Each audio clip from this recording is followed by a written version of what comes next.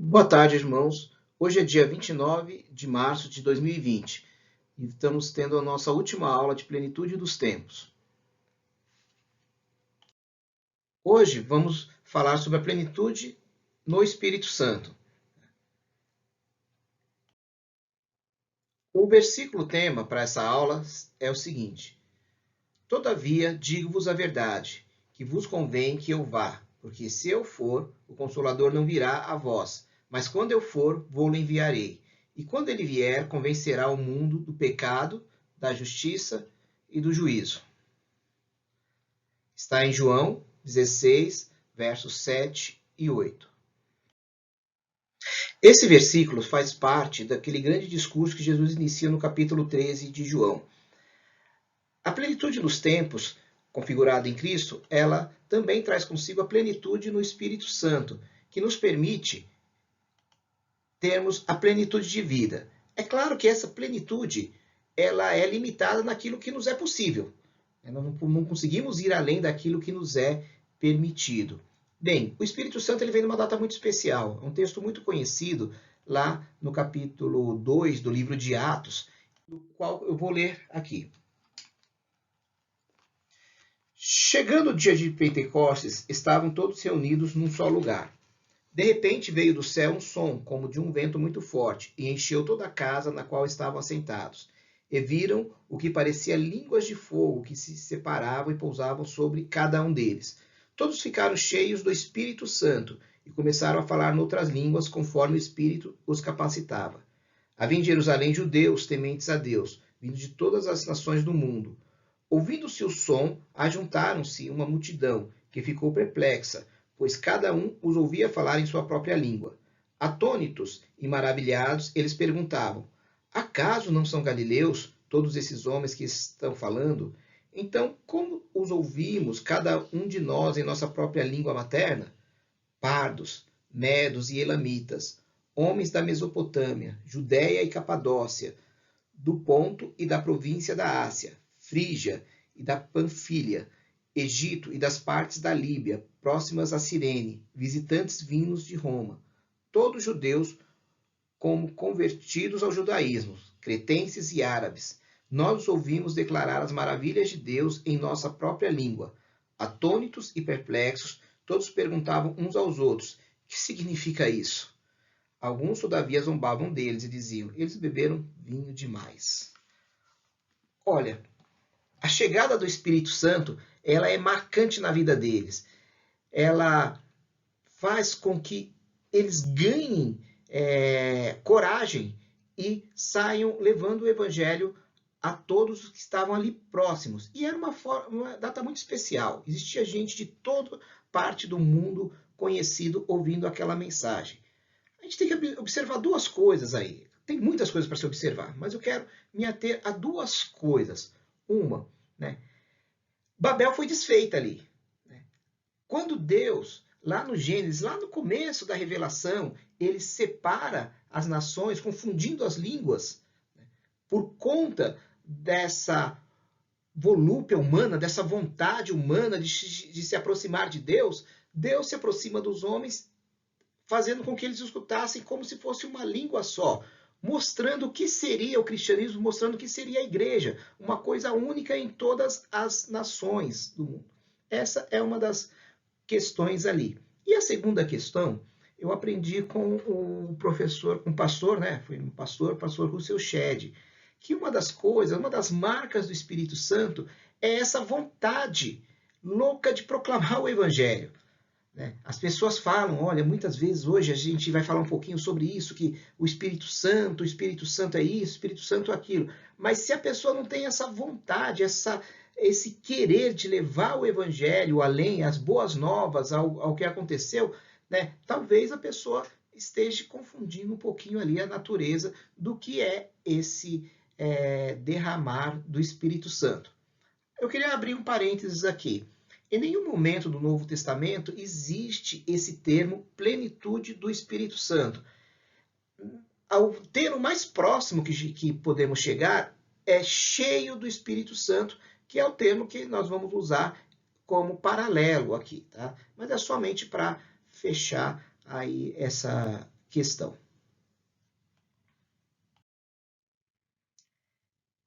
Como disse, o tema ele é polêmico. É um dos temas que mais se divide igreja, mais gera opinião. É um tema muito controverso. Por quê? Porque ele nos atinge de forma direta. Nos atinge de forma direta. Igrejas já foram divididas por isso, pessoas já... O Espírito Santo é muito interessante. O Espírito Santo ele veio unir, né? Mas a discussão sobre o Espírito Santo já separa muitos, né? É estranho, né? É estranho, mas isso é correto. Olha, por quê? Podemos ter duas ideias sobre o Espírito Santo. A primeira é termos a questão teológico-doutrinária. É que o Espírito Santo, ele veio, ele fez todos aqueles sinais no período apostólico, no período...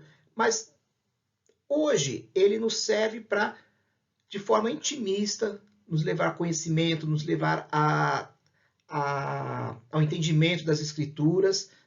Podemos entender dessa forma. Há uma outra forma de se entender, que é uma forma mais carismática, né, em que o Espírito Santo ele nos dotaria de experiências espirituais e dons, né, que são próprios deles, que nos levaria a um outro estágio de relacionamento com Deus.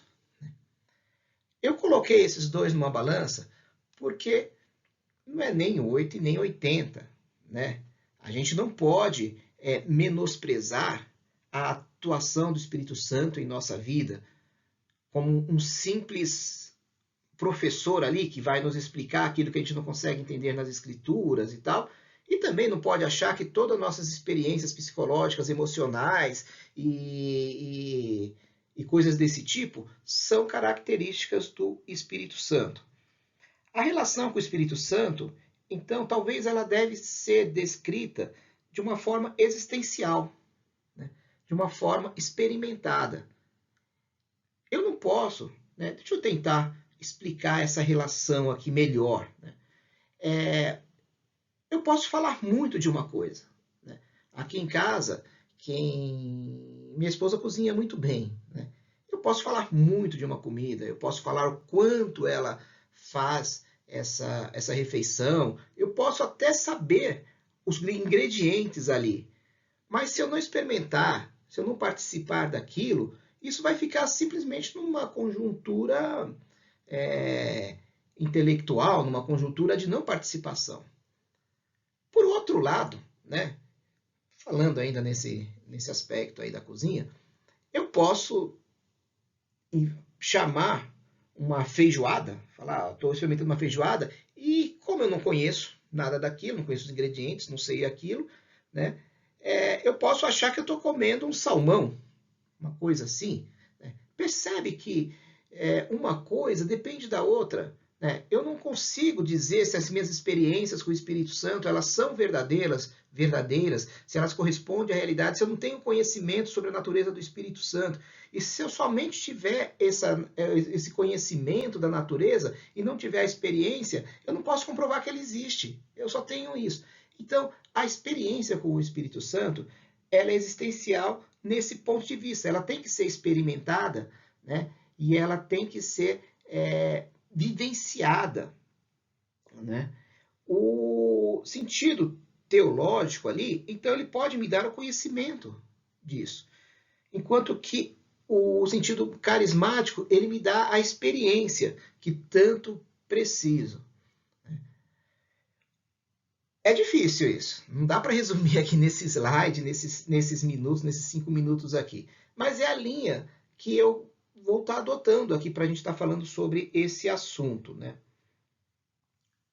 Bem, vamos continuar então. O Espírito Santo, uma coisa que não falei no slide anterior, mas o Espírito Santo, ele é uma pessoa. O Espírito Santo é uma pessoa. Tem gente que esquece um pouco disso. Acha que o Espírito Santo é uma energia, é um poder, é uma espécie de de entidade, alguma coisa desse tipo. Não, o Espírito Santo é uma pessoa da Trindade, ele é Deus. Né? Ele é Deus, ele é uma pessoa. E como uma pessoa, ele tem personalidade ali dentro da Trindade. Né? Ele tem uma função dentro dessa personalidade divina que é descrita em várias partes, tanto do Antigo Testamento quanto do Novo Testamento. E eu, nesse momento, eu quero pegar uma dessas funcionalidades, se podemos dizer assim, nós tínhamos uma palavra melhor aqui, do Espírito Santo, que é o de convencimento. O Espírito Santo convence o mundo do pecado, da justiça e do juízo. Isso é importante porque não é você, não sou eu, e não é o que a gente fala que vai mudar a cabeça de uma pessoa, que não vai mudar o mundo. Né? Esse que é o experimento do Espírito Santo. Nós, assim, de tradição um pouquinho mais reformada, mais conservadora, podemos dizer assim, nós acreditamos que a nossa ética, a nosso linguajar, a gente consegue mudar o mundo, e não é isso. Isso não muda. Né? É aquela coisa da experimentação. Você pode até explicar, mas é o Espírito Santo que vai agir e que vai mudar. Por quê? Como que é esse mundo aqui, olha? Como que é a nossa sociedade? Como ela é configurada hoje, né? Hoje, como uma leitura que a gente pode ver. A gente tem uma função, alguns aspectos ali de lidar com o pecado, com a culpa, com aquilo. O pastor Gessé vem pregando nos últimos domingos sobre isso. E ele ensina que o sentimento do pecado são subprodutos de condicionamento de opressão cultural, social, psicológica. Ou seja, o pecado não é algo que está em você, mas é algo que convencem que está em você. Né? Quer dizer, a culpa que a gente sente, aquela coisa, aquele aperto ali, não é, aquilo lá foi tudo imposições sociais, imposições culturais, e que se isso for liberto, né, se você for liberto disso, você não vai sentir esse peso. Né? É a oferta de Satanás, né? Me lembro bem do filme O Advogado do Diabo, em que o Al Pacino faz essa oferta. Ele fala, olha, sabe tudo isso aí, que você sabe que é errado? Né? Eu posso tirar esse peso, que é esse peso da culpa. Essa é uma oferta maligna mesmo, assim, né? De você tirar aquilo que você sabe que é errado. Né? Afinal de contas, lá no Gênesis está o conhecimento do bem e do mal, e isso nos incomoda, porque a gente sabe que é errado. Né? E a gente convive com esse erro e quer se livrar dele, mas não consegue, porque ele faz parte da nossa natureza. Né? Nós não somos pecadores porque pecamos. Nós pecamos porque somos pecadores. É parte da nossa natureza. Uma outra questão, né, é que com as mortes das utopias e com isso, não existe nada absoluto para julgar a conduta da vida humana. Tudo é relativo. Tudo depende. Tudo vai depender dos parâmetros, dos pontos, das situações e tal. Então não existe mais aquele absoluto de você dizer, olha, isso é errado ou isso é certo. Isso hoje pode ser errado, mas amanhã pode ser certo, dependendo da situação. Aquele erro ele pode ser revertido em um acerto, aquela coisa que deixa a vida bagunçada, né? E uma coisa que se vê hoje, principalmente uma coisa das mídias sociais, do momento, que os relacionamentos eles não são mais para serem eternos. Com os fins das utopias, das certezas, né, qualquer coisa que se crie hoje está fadado a amanhã ser substituído. Qualquer ideia que é construída hoje, ela é simplesmente ultrapassada no dia seguinte, no ano seguinte. Então não existe mais. Então por que eu vou me preocupar com certas ideias religiosas, com certas questões, se aquilo lá está fadado a modificar? Isso aí modifica-se muito rapidamente. O Espírito Santo convence o mundo do pecado, da justiça e do juízo. Olha, por mais que a gente argumente contra tudo isso, é somente a ação do Espírito Santo que vai fazer com que a pessoa reflita e caia em si, que ela se enxergue que isso aí são desculpas, são coisas que a gente põe ali e que não correspondem à realidade. Em Efésios, no capítulo 4, 5 e 6, que nós vamos trabalhar um pouquinho, aqui ele diz o seguinte: digo isso e testifico no Senhor, para que não andeis mas como andam também os outros gentis, na vaidade da sua mente, entenebrecidos no entendimento, separados da vida de Deus, pela ignorância que há neles, pela dureza de seu coração, os quais, havendo perdido todo o sentimento, se entregam à dissolução, para com avidez cometerem toda a impureza. Está aí, né, o que Paulo analisa. Paulo analisa o seguinte: a gente quer uma desculpa para ser como somos. A gente quer uma estrutura, algo que justifique o pecado, algo que justifique as nossas transgressões, que justifique os nossos erros, que justifique as nossas fraquezas. E precisamos nos apoiar nesse tipo de ideias para justificar tudo isso. Olha, somente o quebrantamento dentro do Espírito é que pode romper todas essas ideias. Lá no finalzinho ele vai chamar de potestades mesmo, né? No final do capítulo de Efésios.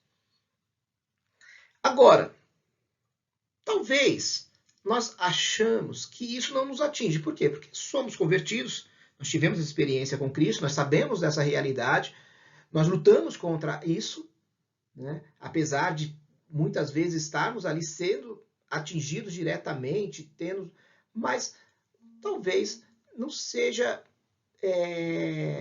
talvez nós consigamos ter essa clareza sobre esse assunto. Somos religiosos. Na aula anterior, falei sobre um camarada que talvez nos aproxime muito disso aí. Nós construímos as nossas ideias, as formas de protegermos isso através da religião. Era assim com Nicodemos, falamos isso na aula passada. Então, assim, olha, eu vou retornar ao texto lá de João, capítulo 3, e que ele diz o seguinte: Jesus respondeu e disse-lhe: na verdade, te digo que aquele que não nascer de novo não pode ver o reino de Deus.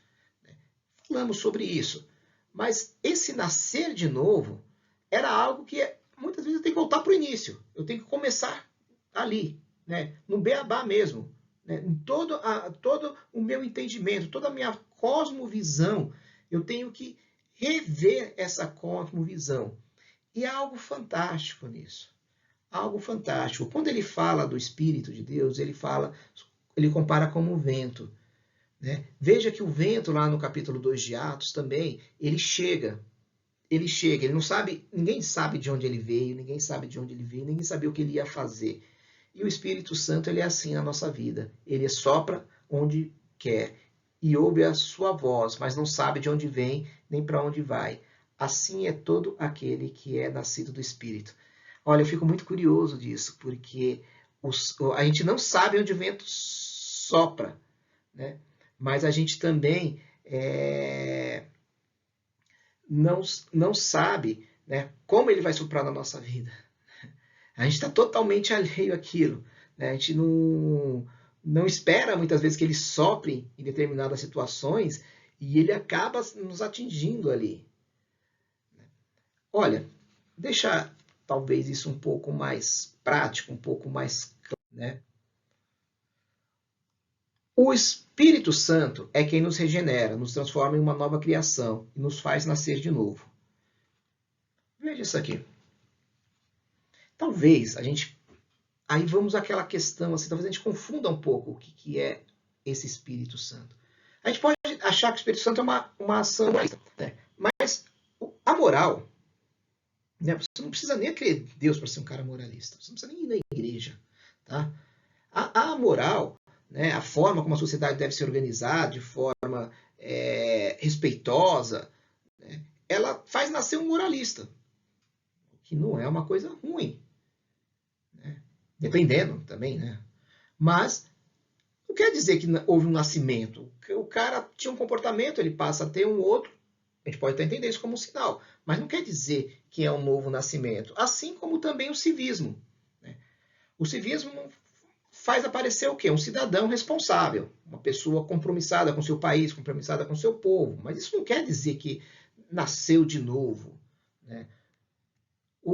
A política faz surgir um cara crítico, um cara que pense a sociedade, uma pessoa que veja como essa sociedade deve se organizar, uma pessoa que pensa de forma mais ampla, e às vezes até o espertalhão, né?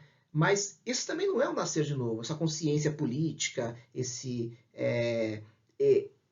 levantar, hoje está muito em moda esse levantar de bandeiras aí, até isso aí talvez seja até contrário, né, ao que se expressa em termos da boa política.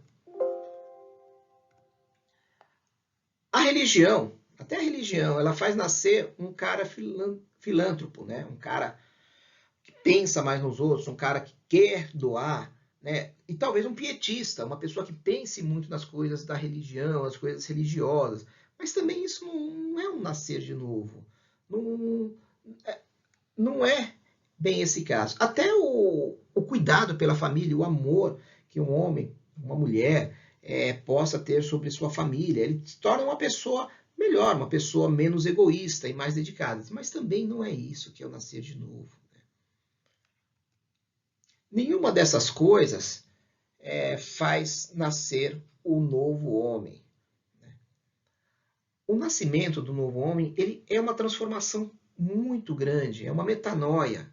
A palavra é essa, é uma mudança total de concepção de mundo. Não que essas coisas que nós dissemos anteriormente possam fazer parte desse novo nascimento. E geralmente até faz. Geralmente até faz. Mas isso isoladamente, isso aí não eu não posso afirmar, eu não posso confirmar que há uma ação do Espírito ali. O Espírito Santo é quem regenera, nos transforma em uma nova criação. Ele nos faz nascer de novo. É isso que Jesus está falando lá para Nicodemos. Né? Olha, o Espírito ele tem que agir lá dentro de você. Ele tem que ir nas suas entranhas. Ele tem que matar aquilo que te domina para que você possa nascer novamente, para que ele possa te curar.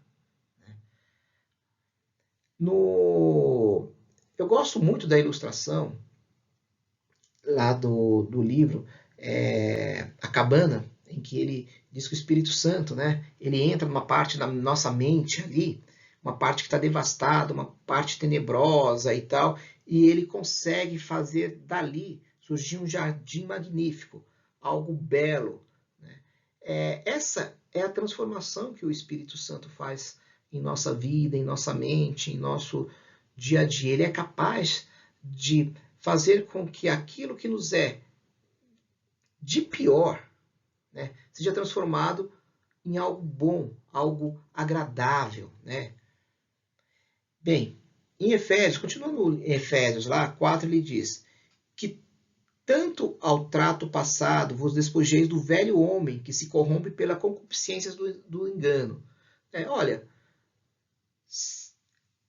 a consciência humana que nós vimos lá, ela nos dá desculpa para sermos o que for. Para sermos agressivos, para sermos impacientes, para sermos intolerantes. Sempre vai haver desculpas. Minha família, eu, a situação, é coronavírus, não é coronavírus, é dinheiro em excesso, é falta de dinheiro.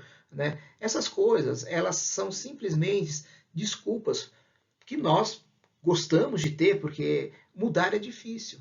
Deixar o espírito agir é difícil. Mortificar o velho homem é difícil. Né? Eu estou nessa há muito tempo, tentando matar o velho William lá e não consigo. Né? É difícil. Né? Mas eu creio nisso. É possível. Né?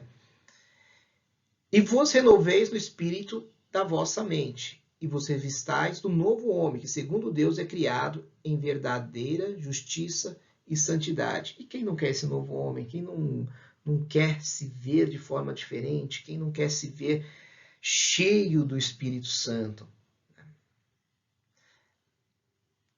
Olha, enchei-vos do Espírito Santo. Lá em Efésios, no capítulo 5, ele continua falando: e não vos embriagueis com vinho em que há contenda, mas enchei-vos do Espírito. Né? O vinho aqui é muito relacionado à alegria. Né? Mesmo nas culturas antigas, a comemoração, e é também ligado a algumas divindades lá no mundo grego. Né? Lembra que a carta é Efésios. Efésios tem Baco. Baco é o deus do vinho, o deus da alegria, né? Ligado a outras coisas. E ele está dizendo, olha, essa alegria aí do Baco, essa alegria aí do vinho, né, não é o que o Espírito vai fazer vocês. Porque quando as pessoas saem, se embriagam, se drogam, estão ali, ela tem experiências sensoriais e tal, há um mundo ilusório que traz para ela ali uma experiência que ela fica bem, né? Ela fica bem. É difícil a pessoa ali, quando está naquele momento, dizer que está mal. Ela fica mal bem depois. Depois que ela passa toda aquela euforia, aquele êxtase e tal, fica muito mal, vê que só fez porcaria. Mas naquele momento ali, ele tem isso. E o que Paulo está comparando aqui? Ó? Se enche do Espírito, porque do Espírito não tem essa coisa momentânea. É algo que vai perdurar ali, que vai te trazer coisas boas. E ele fala o seguinte, mas como que é? Como você se embriaga com vinho? Bebendo. Você pega ali, vai, então bebe o vinho e tal, conversa, aí você vai. E como que você se embriaga do Espírito Santo? Como que você se enche ali do Espírito Santo?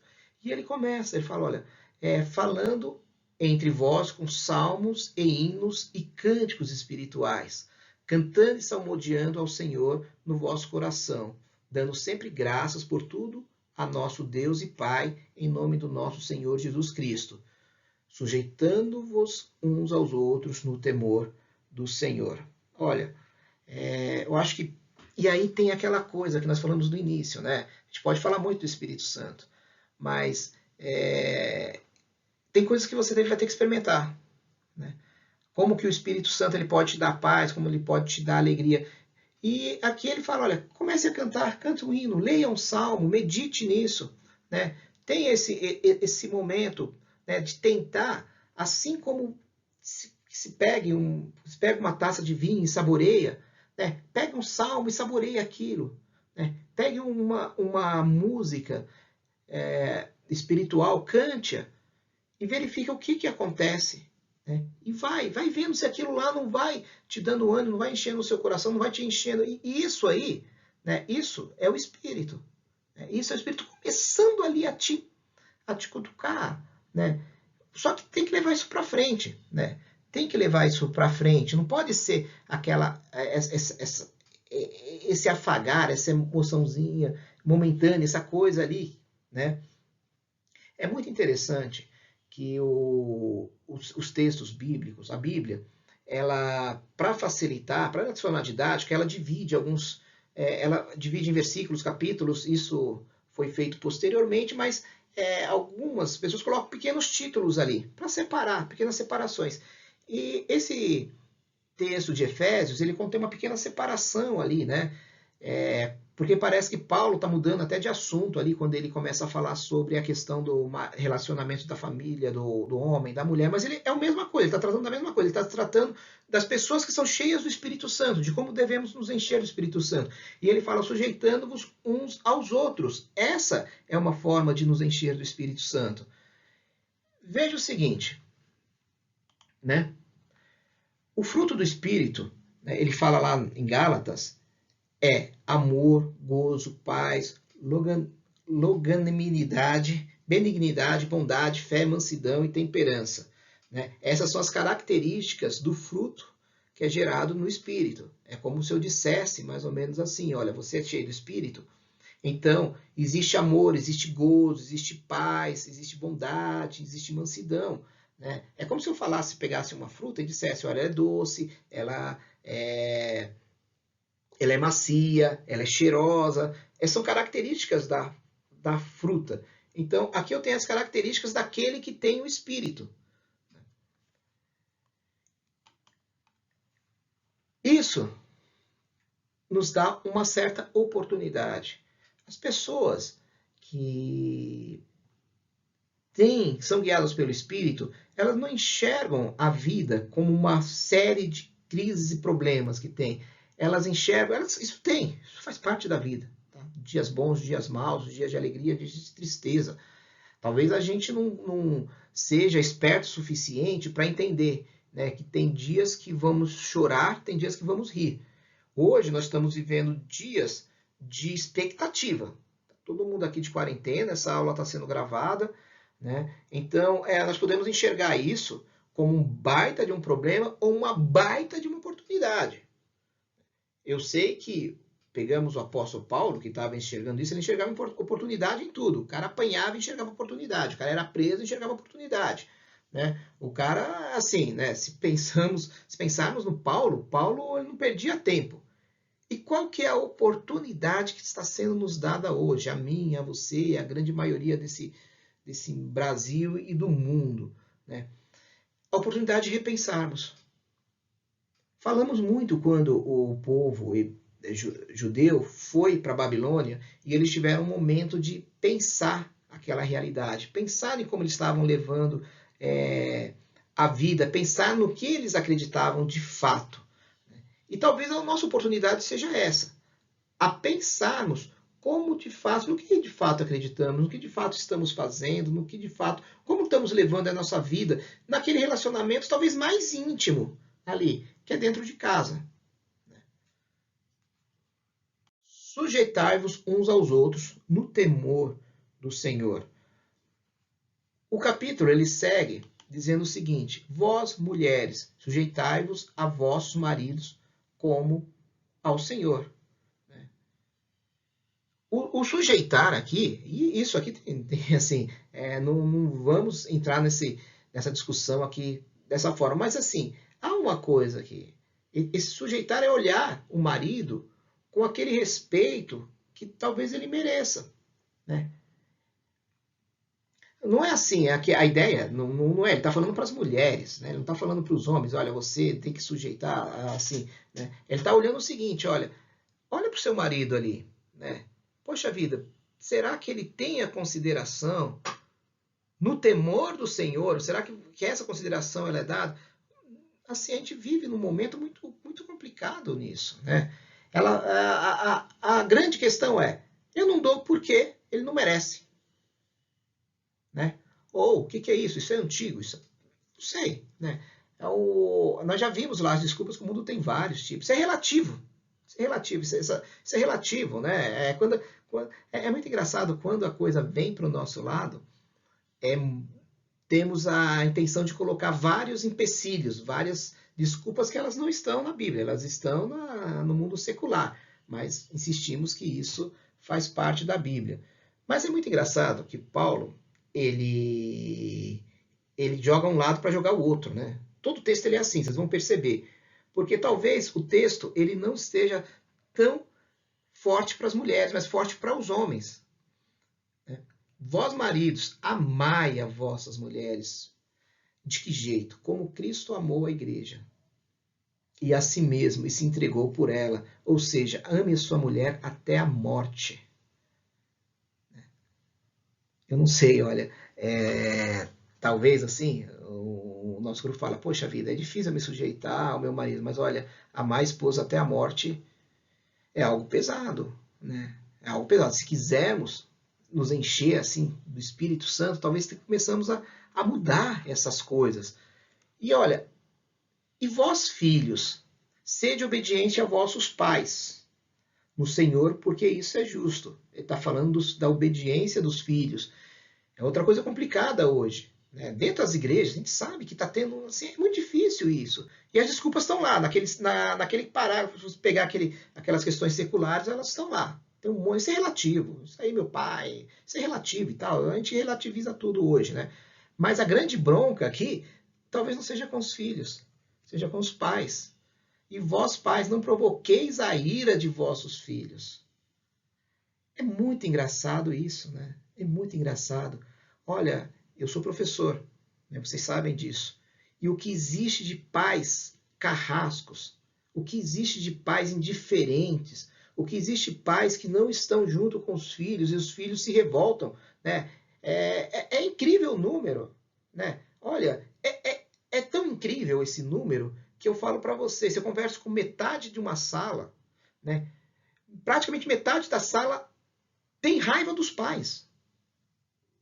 Né? É algo incrível, não há aquele pai, o filho que olhe para o pai e tenha o pai como um exemplo, a mãe como um exemplo. Eles sempre têm aquilo como uma forma de revolta. Não porque o pai o impede, não porque o pai mas por um descaso. O pai não liga.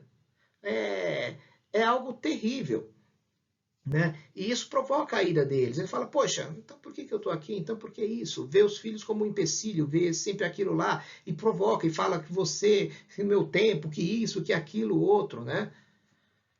Mas olha, também temos as questões de nós como servo, a gente está sempre servindo a alguém. A palavra servo era bem interessante, né? Porque talvez ela seria melhor traduzida por empregados aqui mesmo. Talvez a gente tinha essa relação, mas era uma relação muito mais próxima ali, a relação de servo. Servo não é escravo, né? Existe a escravidão, existe a servidão. A servidão é algo que existe uma dependência econômica e tal. Para até entender a abrangência desse versículo, teria que explicar um pouco melhor isso, mas não vamos chegar nisso aí. Porque a mensagem ela é clara, olha, servos, obedecei a vossos senhores segundo a carne, com temor e tremor, na sinceridade de vosso coração, como a Cristo. Olha, a mensagem é clara, dá o seu melhor.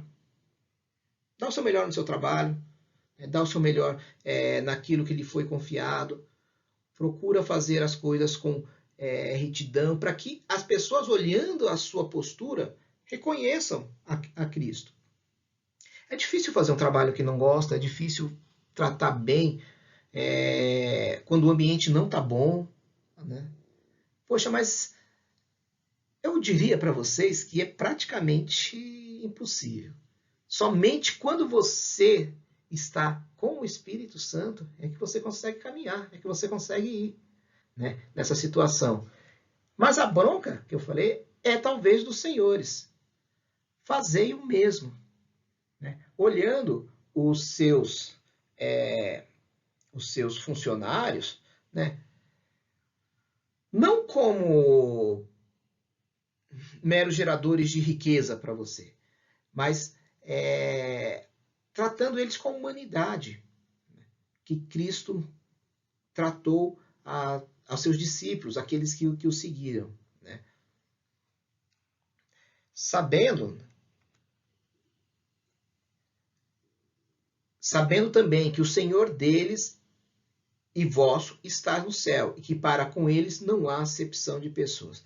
Então, talvez aqui, no nosso momento, existe uma diferença aí funcional, né? Para não dizer social, vamos dizer funcional, talvez hoje, principalmente na nossa sociedade, que existe muita mobilidade, que ela permite uma certa mobilidade, talvez hoje seja patrão, amanhã seja empregado e tal, isso aí.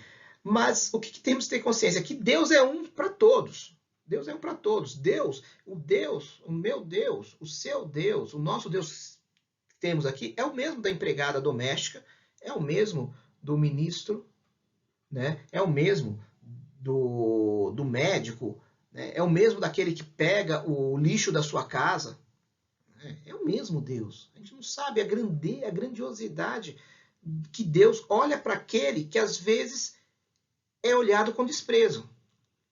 E é nesse ponto que está. Uma pessoa que é plena do Espírito Santo não despreza aquele que é a semelhança do seu Criador.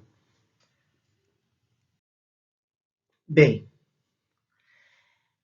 uma promessa que existe lá na plenitude que Deus dá aos seus discípulos, e nós nos incluímos como discípulos de Deus, é: deixo-vos a paz, a minha paz vos dou, não vou lá dou como o mundo a dá. Não se turbe o vosso coração, nem se atemorize. A paz é algo que só é possível pela ação do Espírito Santo. Pela ação do Espírito Santo. Eu não sei, irmãos, assim, o quanto a gente é atemorizado pelos fantasmas da vida. Mas olha, uma das coisas, uma das experiências que eu e minha esposa temos experimentado durante esse tempo é que a gente deita na cama e dorme. É interessante isso. Olha, temos N dificuldades, e passamos já por N dificuldades. Elas parecem que elas, às vezes, vêm tudo junto, às vezes elas vêm em camadas, enfim. Né? Mas é interessante que a gente deita na cama, conversa um pouco e dorme. Né? Por quê? Porque por mais que isso aí parece que não tira a paz. Né? Eu acho isso maravilhoso, isso que Deus nos dá. Né? Estamos preocupados com tudo que está acontecendo aí. Claro que estamos. Minha esposa, eu estou muito preocupado em relação ao meu filho. Meu filho ele tem asma, minha esposa também. A gente fala, poxa vida, né? Se o vírus chega a nos atacar aqui, a gente vai passar uns perrengues, né? Vai ser sério aqui. Então a gente tem cuidados aqui. Mas não me tira a paz. Não me tira a paz. É assim, a gente só tem que tomar cuidado. Tem que fazer o que deve ser feito. Por quê? Porque essa paz, ela não depende da situação. No mesmo discurso, Jesus diz o seguinte: tendo-vos dito isso, para que em mim tenhais paz, porque no mundo terei aflição, mas tem de bom ânimo, eu venci o mundo. O fato de se ter aflição no mundo, o fato de ser isso, não quer dizer que você não tenha paz.